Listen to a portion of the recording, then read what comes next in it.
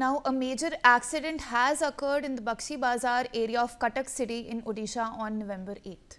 A portion of the balcony of a dilapidated building near Mani Sahu Chowk suddenly collapsed, killing 3 members of the same family and leaving 4 others seriously injured in the tragic accident.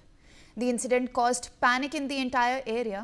The deceased have been identified as Abdul Jalil, who is aged 60, Abdul Zahid and Abdul Muhajid. This is being reported that the building had been in a dilapidated condition for a long time. Demands for repairs were made several times, but no action was taken. Following the accident, questions are being raised about the role of the administration.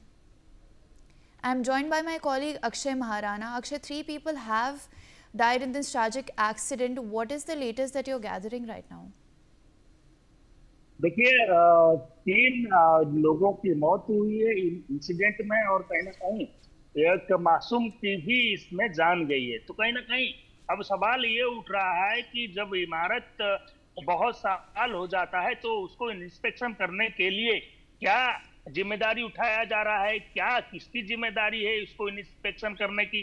कहीं ना कहीं ये जो इमारत होता है तो कहीं ना कहीं इमारत जब जर्जर हो जाता है तो उन इमारतों को कैसे फिर से उसकी मरम्मत की जाए या उसकी कहीं ना कहीं मरम्मत की जरूरत के वक्त जो लोग होते हैं वो लोग कहाँ हैं। तो कहीं ना कहीं अब वो इमारत गिरने से, इमारत के एक बालकनी गिरने से जो नीचे एक एस्बेस्टर घर था उस घर में जो उसकी मलबे हैं वो गिरने से लगभग 3 लोगों की, जो 3 लोग हैं उनकी जान गई है, उसमें एक मासूम भी शामिल है और 4 लोग गंभीर रूप से घायल हो गए। उनको इलाज के लिए कटक के जो मुख्य अस्पताल है वहां भर्ती कराया गया है। तो कहीं ना कहीं इन बारे में अब सवाल उठ रहा है कि कटक में ना जाने कितने ऐसे मकान है जो मकान को कहीं ना कहीं इंस्पेक्शन की जरूरत है, बनाने की, रिपेयर की जरूरत है। तो कहीं ना कहीं उन इमारतों की इंस्पेक्शन कौन कर रहा है, उन इमारत कहीं ना कहीं अब किस हालात में है। तो कहीं ना कहीं अब तमाम बारे में प्रश्न उठने लगा है। 3 लोगों की जान गई है और तमाम बारे में अब पुलिस छानबीन कर रहा है, पुलिस तमाम बारे में अब तहकीकात कर रहा है और तमाम जो घटना है इस घटना में 3 लोगों की जान जाना एक बड़ी बात है कि एक इमारत के एक बालकनी के हिस्सा गिर गया जिसमें 3 लोगों की तत्काल 3 लोगों की जान गई और 4 लोग गंभीर रूप से घायल हो गए। जी अक्षय जी, बने रहिए हमारे साथ। Odisha Chief Minister Mohan Charan Majhi has expressed deep condolences over the incident. He has announced a compensation of rupees 4 lakh per person from the Chief Minister's Relief Fund to the families of the deceased. The state government is also making full arrangements for the treatment of the injured. The Chief Minister has also directed officials to conduct a thorough investigation of the accident and ensure that such dilapidated buildings do not pose a threat to the lives of people in the city. I am once again joined by my colleague Akshay Maharana. Akshay, ये Chief Minister ने क्या बोला है, कुछ detail में बता सकते हैं? देखिए, चीफ मिनिस्टर इसमें गहरी दुख व्यक्त किए हैं।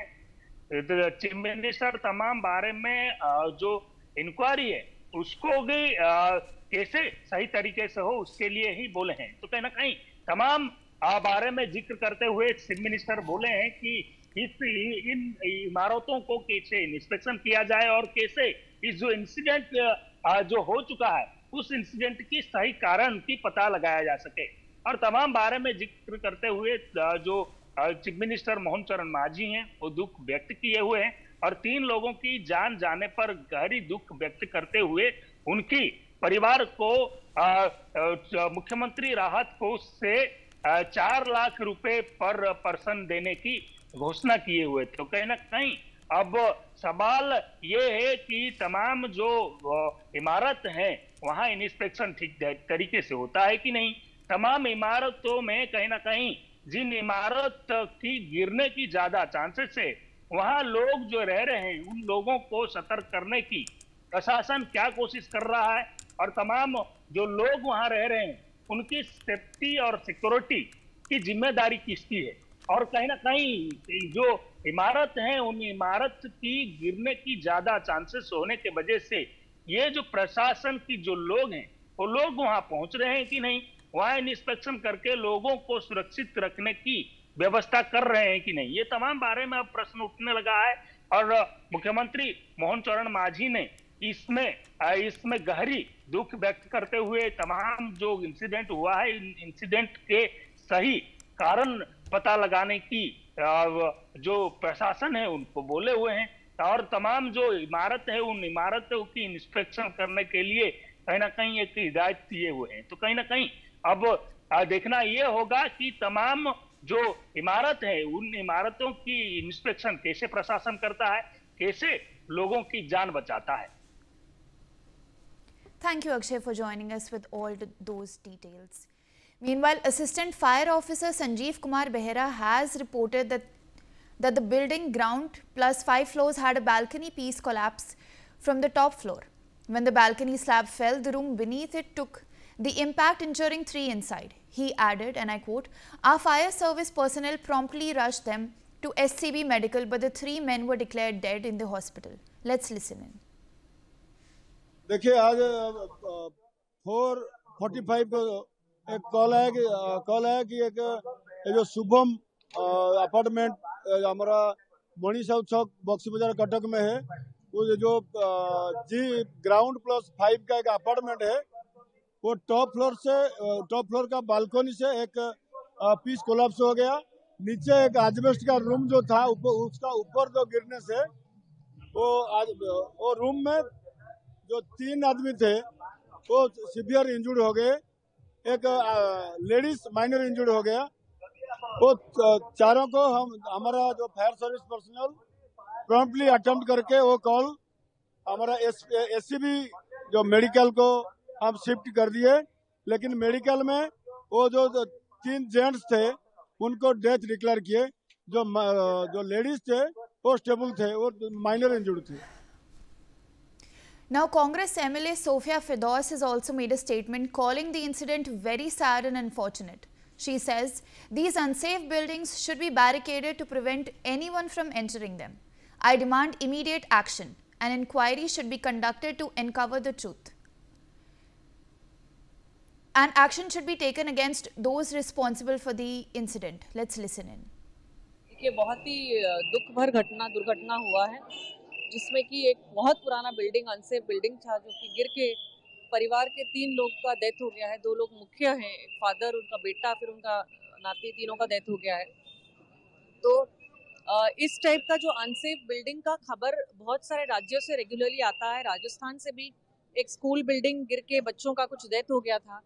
उसी के बाद मैं मध्य लिख के दी थी मिनिस्टर को कि इस तरह के जो स्कूल्स भी हैं उनका इंस्पेक्शन किया जाए, जहाँ जहाँ पे अनसेफ बिल्डिंग है उस पे तुरंत उनका बैरिकेडिंग करके उसको सेफ जोन से करा जाए, जहाँ पे कोई नहीं जाएंगे, डेंजर जोन हिसाब से, और उसमें इमीडिएटली एक्शन लिया जाए। तो डेफिनेटली मैं बोलूँगी एडमिनिस्ट्रेशन को कि तुरंत यहाँ पे तो प्रॉपर इंक्वायरी होके सामने आना ज़रूरी है कि किसका गलती रहा है, कितना पुराना बिल्डिंग है, क्या नॉर्म्स था, कौन जिम्मेदारी। I'm joined by my colleague Akshay Maharana on the broadcast. Akshay, the MLA Sofia Firdaus is asking for 20 lakhs compensation for those who have died in this accident. Has the state government responded to this? देखिए, कटक में जो incident हुआ है, कहीं ना कहीं अब 3 लोगों की जान जाने के बाद जो तमाम जो लोग हैं वो लोग दुख व्यक्त करते हुए, शोक व्यक्त करते हुए तमाम जो घटना है उस घटने को कहीं ना कहीं गंभीरता से ले रहे हैं। और सोफिया फिरदौस तो कटक के बारबाटी कटक के जो विधायक हैं, कहीं ना कहीं वो भी इस घटना को गंभीर में लेते हुए जो उड़ीसा सरकार है, उड़ीसा सरकार को ये भी गुजारिश किए हुए हैं कि जो परिवार है उन परिवारों को 20 लाख रुपए की कंपनसेशन दिया जाए और तमाम जो घटना है उस घटना की सही तरीके से इंक्वायरी हो। और कटक में कितने और इमारत है जिन इमारतों की गिरने की चांसेस है, जिन इमारतों की कहीं ना कहीं वहां कोलैप्स होने की ज्यादा संभावना है, उन इमारतों की कैसे इंस्पेक्शन किया जाए, उन इमारतों की कैसे मरम्मत किया जाए, उस बारे में जिक्र करते हुए तमाम बारे में बोले हैं। और तमाम बारे में बोलते हुए उन्होंने जो परिवार है उन परिवारों को 20 लाख रुपए की कंपनसेशन राशि देने की बात की है। तो कहीं ना कहीं अब तमाम बारे में कहीं ना कहीं प्रश्न उठने लगा है कि इन इमारतों की इंस्पेक्शन क्यों नहीं किया गया था। इन इमारतों कहीं ना कहीं जब जर्जर अवस्था में इन इमारत रहते हैं तो उन इमारतों की इंस्पेक्शन करने की जिम्मेदारी किसकी है। तमाम जो इमारत हैं उन इमारतों को क्यों इंस्पेक्शन नहीं किया जा रहा है। और कहीं ना कहीं ये इंसिडेंट एक जीता जागता सबूत है कि कैसे एक जर्जर जो इमारत है वो गिरने से एक एस्बेस्ट जो घर था उस घर में गिर गया और उसके जो रहने वाले लोग हैं उन लोगों की जान चली गई। लगभग 3 लोगों की जान गई है। 3 लोगों में एक मासूम भी शामिल है। 4 लोग घायल अवस्था में पाए गए, उनको नजदीकी अस्पताल में अभी भी उनकी इलाज चल रहा है। तो कहीं ना कहीं अब सवाल ये उठने लगा है कि इन इमारतों की इंस्पेक्शन कैसे किया जाए और इन इमारतों में रहने वाले लोगों की सुरक्षा और जो सिक्योरिटी और कहीं ना कहीं उनकी जो जरूरत है उनकी कैसे सिक्योरिटी किया जाए और उन लोगों को वहां से कैसे कहीं ना कहीं उनकी सुरक्षा के मद्देनजर रखते हुए उनको वहां से हटाया जाए। तो कहीं ना कहीं अब प्रशासन क्या करता है, प्रशासन कैसे इन इमारतों की इंस्पेक्शन करता है, ये देखना बाकी है।